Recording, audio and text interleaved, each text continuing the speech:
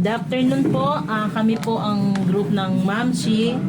Kami po ngayon ang naka-assign sa family altar. Bago po tayo magsimula, tayo po muna ay manalangin. Let's pray. Sister Gemma, opening prayer po. Sige po, tayo pong manalangin. Ama naming Diyos na makapangyarihan sa lahat, maraming salamat Panginoon sa oras na ito. Salamat Panginoon sa pagkakataon na ipinagkaloob mo po sa amin na magkaroon kami ng family altar.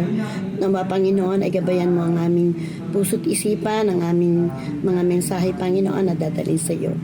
Nawa Panginoon, ikaw ang mangusap sa bawat tao na makikinig Panginoon ito. Sa matamis sa pangalan ni Jesus. Amen. Amen.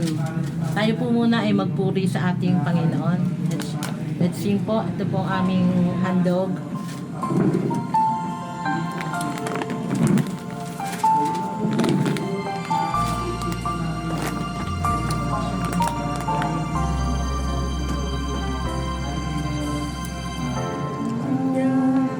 Kay buti ng ating Panginoon, magtatapat sa habang panahon,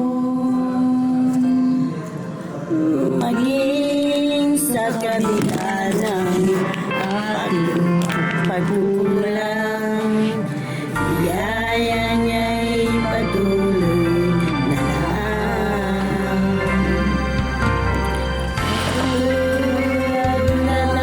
Sinag ng gintong araw, patuloy siyang nagbibigay tanglaw.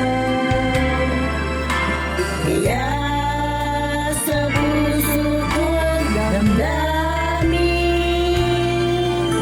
katatan niya'y aking pupurihin. Dakila ka, O Diyos, tapat kang ang tunay, magmula pa sa ugat ng aming lahi. Mundo'y magunaw man, maasahan kang lagi, maging hanggang wakas nitong buhay.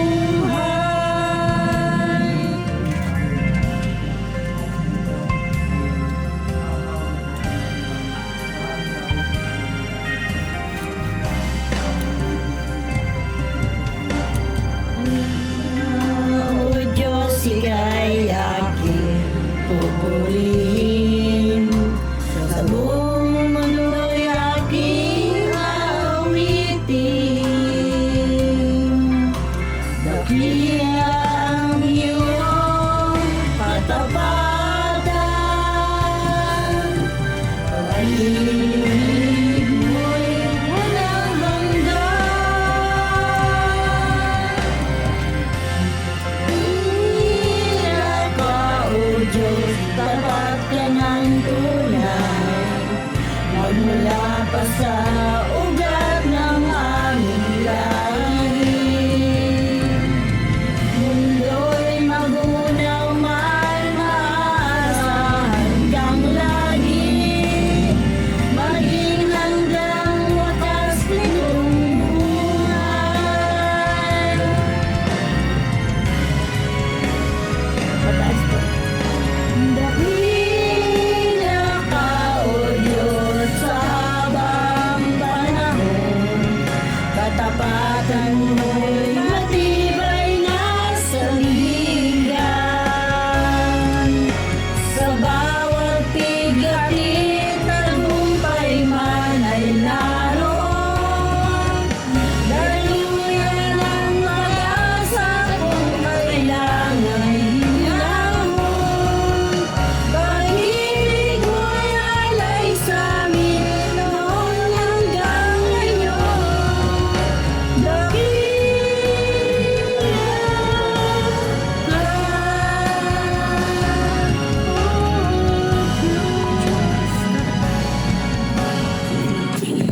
Po, salamat sa Panginoon. Patuloy mo kaming gabayan. Ngayon po ay aming ibabahagi sa inyo ang ano po ng Acts o sa gawa po verse 1 po. tayo po ay magkakaroon ng sharing time. Ang bawat isa sa amin ang bawat isa sa amin ay ma-share namin kung ano yung verse na nakuha namin dito at pwede naming ma-share sa bawat isa para sa mga manonood. Sige po, sino po magsimula? Share kung ano yung verse na natin. Ito po yung sa Gawa 1 hanggang 1:7. Ayan. 1:7. Sumagot si Jesus, hindi pinahintulutan ng Ama na malaman ninyo kung kailan mangyayari ang mga bagay na itinakda niya. Dahil siya lang ang nakakaalam ng lahat ng bagay, hayag ulihim. Siya lang ang nakakaalam ng mga nangyayari, hindi ang mga manghuhula, at siya rin ang nakakaalam kung kailan ka mamamatay sa kanyang takdang oras. Ito yung ito yung sinasabi na ang Diyos lang ang nakakaalam ng takdang oras. Kaya dapat tayo ay maging handa sa lahat ng oras. Kasi hindi natin alam kung anong araw, kung anong oras siya paparito upang mag-rapture, di ba? Yun lang po. Akin naman po ay Acts 1:8.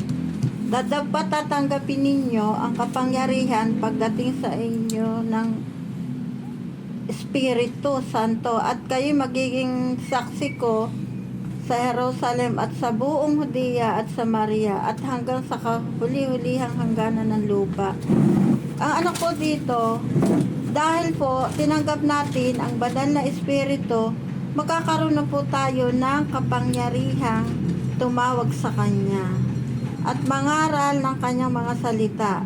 Ito nga po na nagkakaroon po tayo ng mga pangangaral ng salita kung paano po tinanggap nila yung salita ng Diyos, na tinanggap nila ang salita ng Diyos na nasa kanila ngayon po. Kami naman po ang kanilang pinatanggap sa iba't iba at gagamitin din po sa iba't ibang lugar. Katulad po na pwede po katulad po ni Sister Buhay, dun po sa amin babahagi ng salita ng Diyos sa Boston. Tapos kung meron pa pong lugar na pupuntahan din po, na para rin po maging kagaya namin na magkaroon po ng kapangyarihang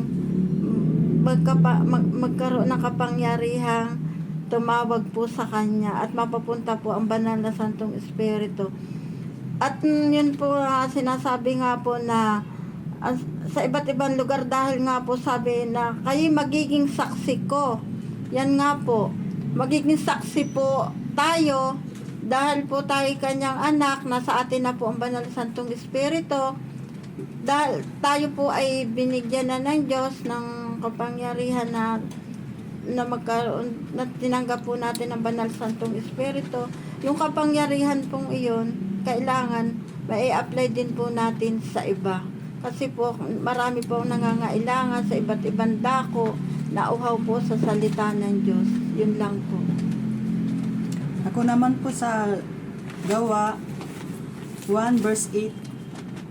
Subalit tatanggap kayo ng kapangyarihan pagbabasa niyo ng Espiritu Santo at kayo magiging mga saksi ko sa Jerusalem, sa buong Judea at Samaria at hanggang sa dulo ng daigdig. Ang talatang ito po ay nagsasabi ng isang mahalagang pangako at tagubilin ng Panginoong Hesus sa kanyang mga alagad o tagasunod. At tayo rin po bilang tagasunod na rin ni Hesus ay makakamtan din natin ang mga pangako ng Diyos. At sinabi pa po ni Hesus na tatanggap kayo ng kapangyarihan kapag ang Espiritu Santo ay dumating sa inyo. Ibig sabihin po, hindi kailangang umasa sa sarili nating kakayanan, kundi ang Espiritu Santo po ang magbibigay sa atin ng lakas, tapang at kaalaman upang maipahayag ang mabuting balita tungkol kay Jesus. Yun lamang po. Ako po, ang share ko dito, yung last part po, sabi dito, nagsuggest silang dalawa kung sino kay Joseph o kay Joseph na tinatawag na Barsabas at kay Matias naman yung isa kung sino ang ipapalit nila kay Judas. sabi dito, para maging nagpray sila, Lord, alam niyo po ang nasa puso ng lahat ng tao.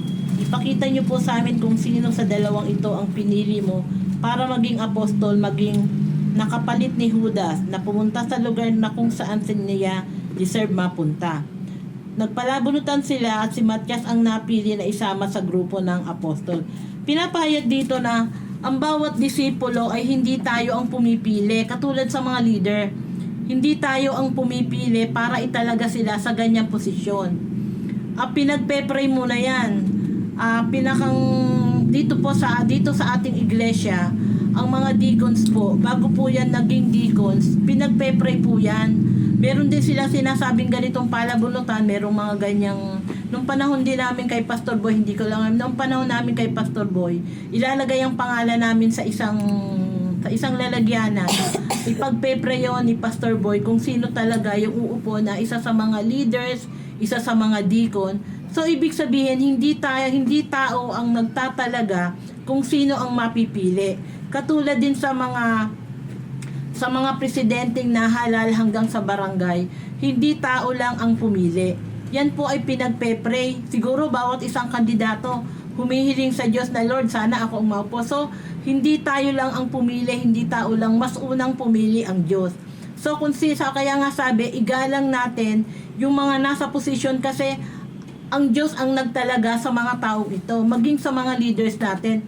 Ang Diyos ang nagtalaga, hindi pwede yung nagalit ka lang sa isang tao. Ay, pastora, tanggalin mo na si ganitong leader. Ay, pastora, tanggalin mo na yung deacon na ganito kasi ayoko sa kanya. Hindi tayo ang may karapatan nun. Ang Diyos ang pumili, ang Diyos ang naglagay, ang Diyos din ang magtatanggal sa kanyang kaparaanan. So, ito po yung pinahayag dito ng mga disciple na gusto nila na piliin kung si Joseph o si Matias ang ihahalal nila para kapalit ni Judas para doon sa 12 disciple ni Jesus. So, hindi lang sila yung nagdesisyon nito kundi pinagpray nila bago nila ginawa ito. So, yan po yung kapahayagan namin na doon sa Acts 1. Ikaw sis, meron ka bang ma-share? Doon sa Acts 1. Okay po. Ngayon po, pupunta naman po kami sa appreciation natin sa bawat isa.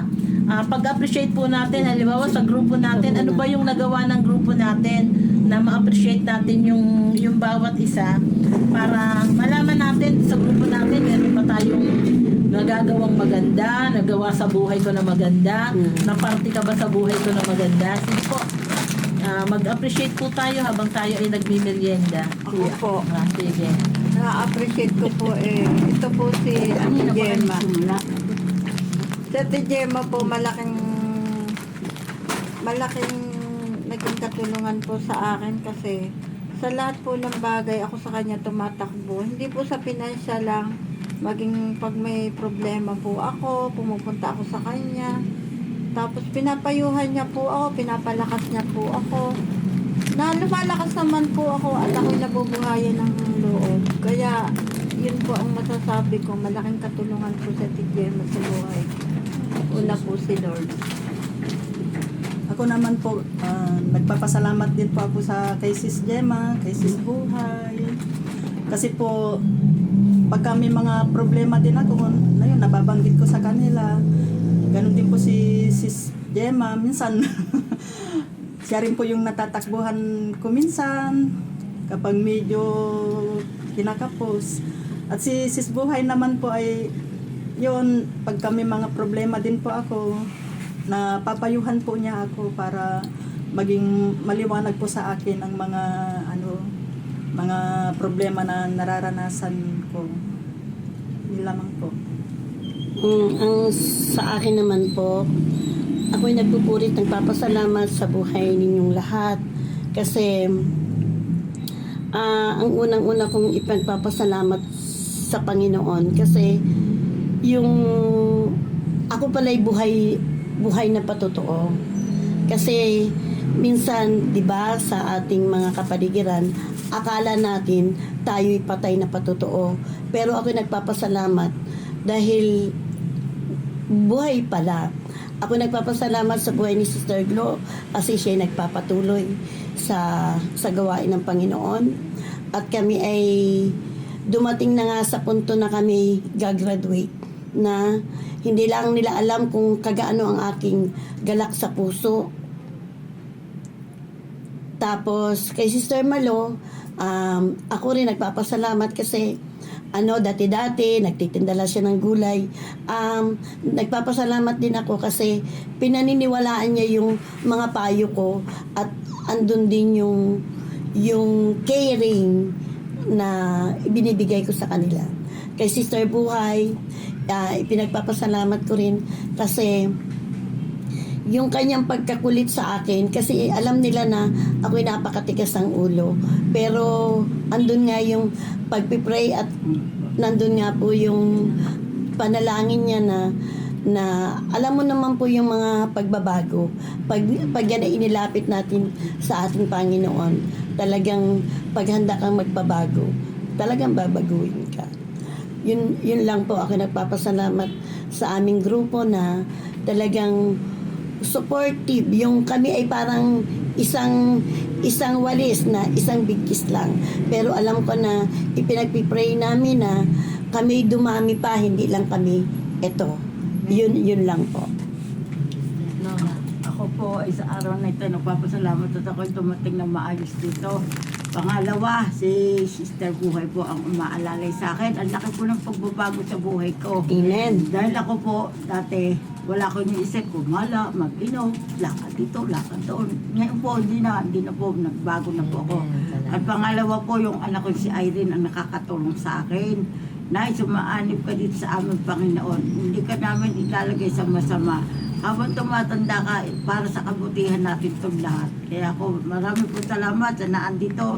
Una kayo, pangalawang nasa taas ako, ginagabayan nyo.